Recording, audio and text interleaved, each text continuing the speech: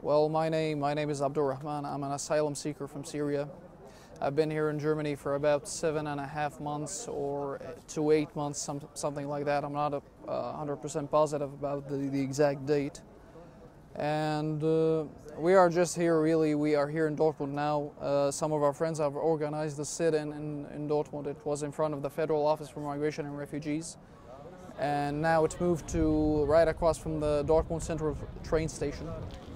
And this sit-in is about is a way to pressure the federal office to apply some form of pressure to the Foreign Office for Migration and Refugees, so they can speed up the procedures for the Syrian people, because they have promised people that their asylum cases will be decided on within 3 months or so. And for some people, more than 8 months have passed, and with no reply, not whatsoever.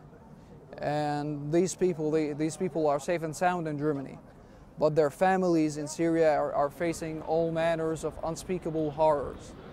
So these families cannot really wait that long, and every day that passes by, every day can be a new murder for the Syrian people.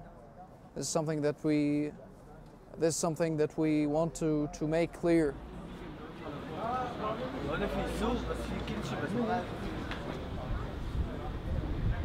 The situation in Syria is very complicated, and it's very tragic, it's very dangerous, and it's not some form of exaggeration.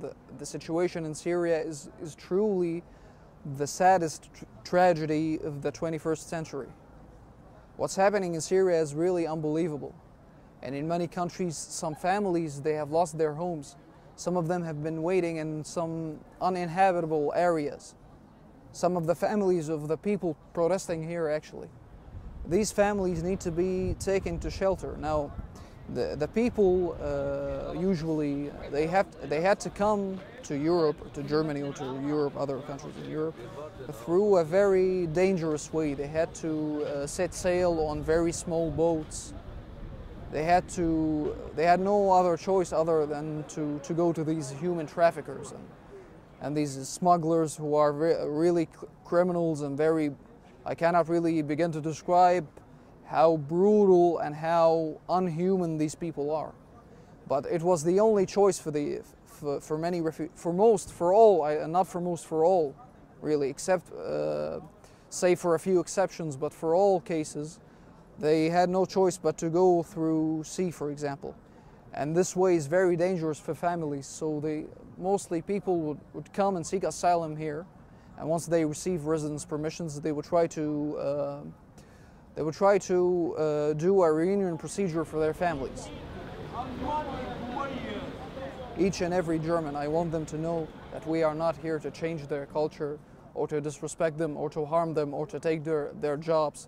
These are just, there are some misconceptions and stereotypes that we are just normal people, just like the German people, and we have faced some really hard circumstances. We have fallen on hard times, and so we had to flee our homeland and come to and seek refuge in many different countries throughout the world.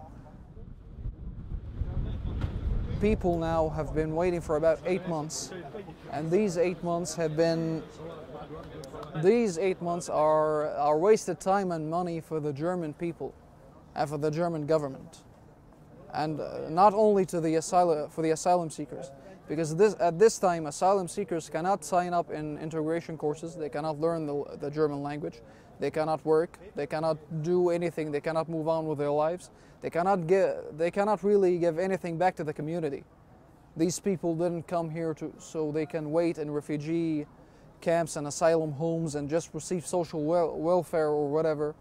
These people came seeking because they had to, and they have the best intentions towards Germany and towards the German people at their heart, and they would like to give something back to the community. They would like to be productive members of the society. They don't want to be a liability to Germany or to the German economy or to the German people.